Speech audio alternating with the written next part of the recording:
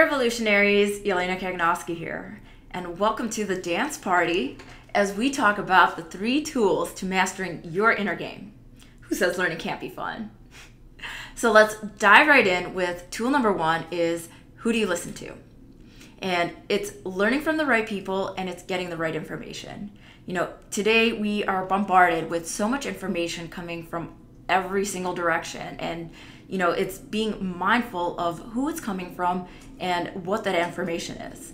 You know, I like to call it the pink bubble, where, you know, unless the person has achieved what you want to achieve or lives the kind of life or business that you want, you know, to be mindful of, you know, where that information is coming from and who it's coming from. You know, leaders are readers. So, you know, anyone who is a leader reads tons of books and dives right into information. So learn from the right people and get the right information. Tool number 2 is Teachability Index, and I love this one. Kevin Trudeau talks about it in Your Wish is Your Command, and it breaks down into 2 pieces. It's, you know, your willingness to learn and your willingness to change. So in your willingness to learn, it's, are you willing to give up your favorite thing in order to learn it? And are you willing to change? And because a lot of times common sense isn't common practice. So what we learn doesn't necessarily mean what we will implement or apply in our lives. You know, and both factors contribute to having a high teachability index. And you need to have a high teachability index in order to make change happen. If you're unwilling to learn, then you won't be able to change. But if you're willing to learn but not willing to change, then you won't really create that transformation.